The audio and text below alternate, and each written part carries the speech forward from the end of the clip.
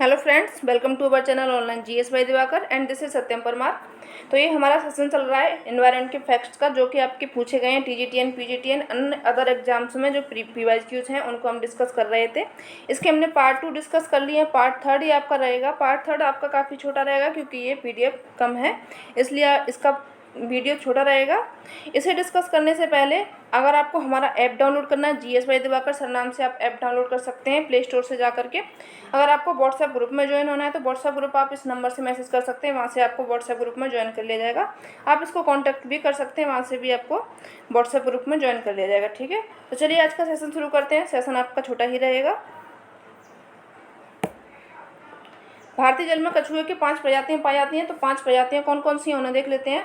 Olive Ridley हो गई, green turtles हो गई, लॉगरहेड हो गई, हॉक्सबिल हो गई एंड लेदरबैक हो गई। ये आपकी हो गई कछुए की 5 प्रजातियां। ठीक है, दुनिया के सबसे छोटे समुद्री कछुए हैं। सबसे छोटा कौन सा है, वो आपका हो गया ऑलिव रिडले। ये आपका सबसे छोटा कछुआ हो गया।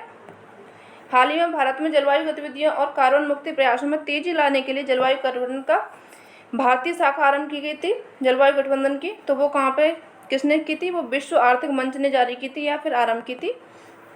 ठीक है, भारत सरकार ने एक सींग वाले गैंडों के संरक्षण का किस देश के साथ त्रिपक्षीय समझौता किया था। त्रिपक्षीय समझौता किस किस के साथ किया था भारत ने, तो वो किया था भूटान के साथ, नेपाल और भारत में हुआ है। इसलिए इसको बोला गया क्या, त्रिपक्षीय सौदा, क्योंकि ये 3 देशों में हुआ है। ठीक है, भारत और यहाँ पे है, ये हो गया आपका त्रिपक्षीय समझौता।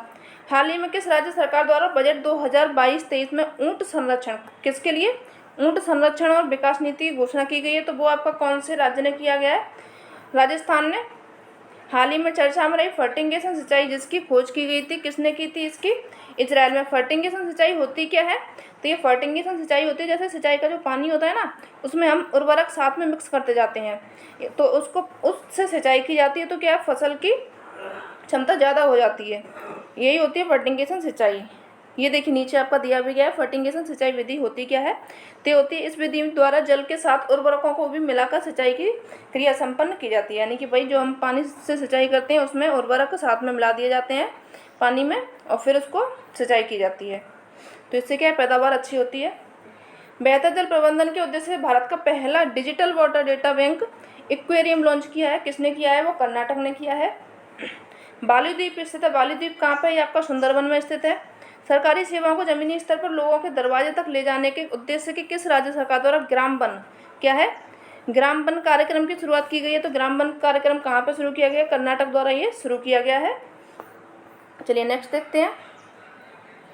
किस देश की सरकार कोआला की लंबी अवधि के संरक्षण और उनके प्राकृतिक आवासों की बहाली के लिए 3.5 करोड़ डॉलर के रिकॉर्ड निवेश करेगी। तो ये आपकी ऑस्ट्रेलिया हो गई, कितने का करेगी, 3.5 करोड़ का। कोआला क्या होता है इसको देख लेते हैं। कोआला एक क्या है, प्रतिष्ठित ऑस्ट्रेलियाई जीव है। कैसा, ये ऑस्ट्रेलियाई है। और ये इसको क्या बोलते हैं आमतौर पर, इसका जो नॉर्मल नाम है वो है आपका भालू के नाम से हम इसको जानते हैं। ठीक है, क्रायो बैंक XC2 संरक्षण के लिए कौन सी सामान्यतः गैस प्रयोग होती है, तो वो हो गई आपकी नाइट्रोजन। ठीक है,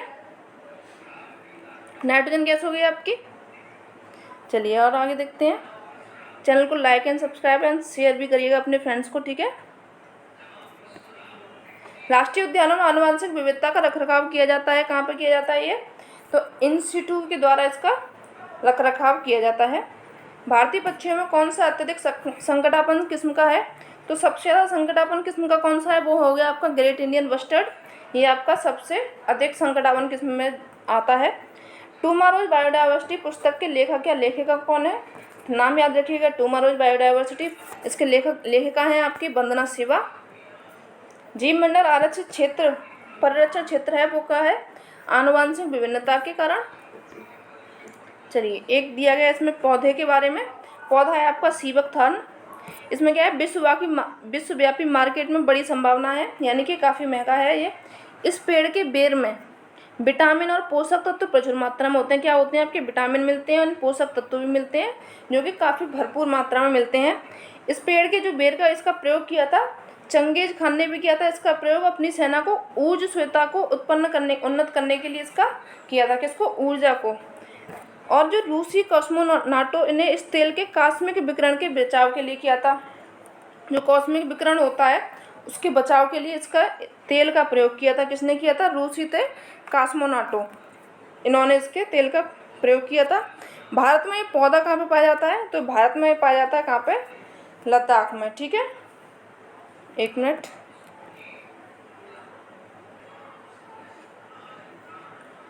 एक और क्वेश्चन है आपका, एक मिनट। फूलों की घाटी अवस्थित है, ये कहाँ पे आपके? उत्तराखंड में है। साइलेंट वैली कहाँ पे आपकी?